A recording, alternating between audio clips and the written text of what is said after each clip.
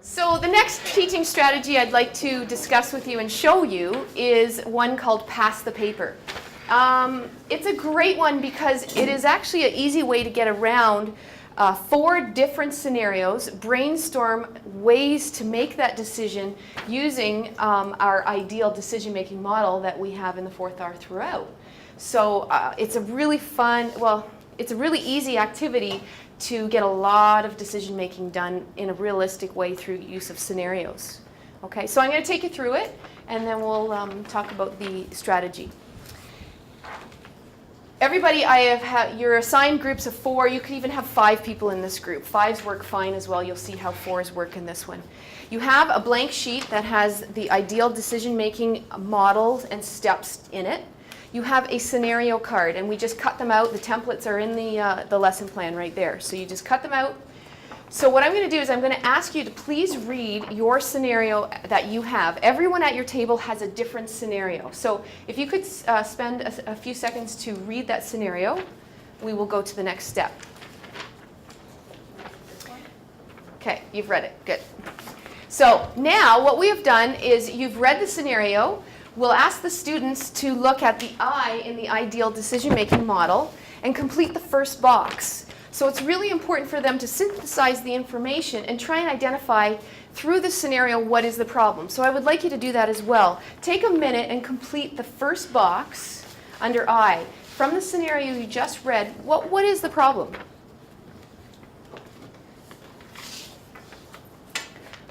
Okay, thank you. You've done that. So good work. So the next thing we're going to do is the pass the paper part. So I like to always, they never know if you say pass the paper clockwise or counterclockwise. They don't have clocks, right? So I say pass the paper to your right. So use your right hand and pass the paper to that person. And the scenarios you just read, I find it easier if you just ask them to turn the scenarios over. We're done with the scenario cards. We don't need them. Okay?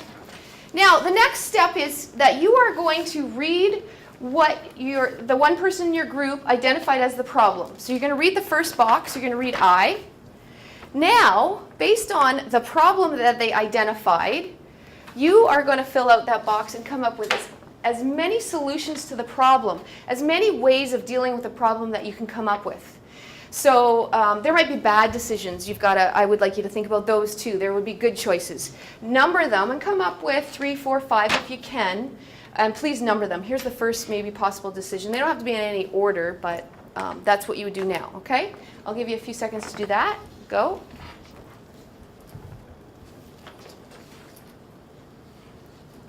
Okay, stop. Thank you. So we've gone through ID. It's time to pass the paper. Could you pass the paper to your right? Now, you are on a second scenario. You need to take a look at what the problem was and some decisions that they've decided to make. What kind of choices? What I'd like you to do is take a look at those possible solutions to the problem, and I want you to evaluate each of them. So they've numbered them 1, 2, 3, 4. I'd like you to do the same. Number 1, here is, it's a good decision because, or I'm not quite sure about this one. This may create some problems because. Okay, so you're going to evaluate what they've done in the D. Go. Okay, good. I like this.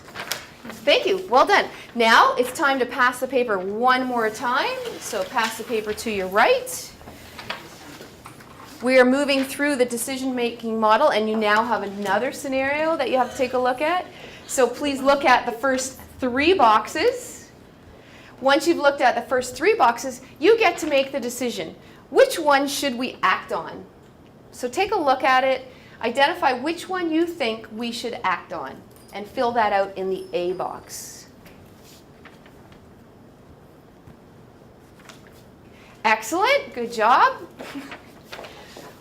Good, okay, so if you could now, for the one more time, pass the paper. Because I have a group of 4, you are at your original scenario, correct? If it was a group of 5, you wouldn't be, but this is good. So now you know the scenario. I'd like you to take a look at what people in your group thought. And now I want you to see what is it that you've learned from this scenario. Reflecting back on the decision that was actually made, what do you think about it? What have you learned? So you now would fill out the L. Okay? Go ahead.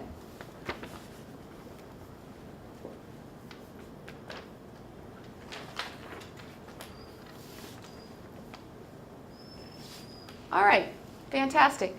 So we're done that part. Now what I would do is I would allow a few minutes of discussion within your group and then take it back to a whole class discussion.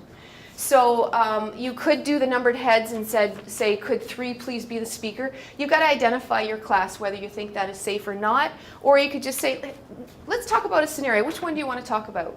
And someone put their hand up because they really felt that this was sort of a really current issue or something that they wanted to discuss. And then as a group, we'll talk about that scenario and the various decisions that are made.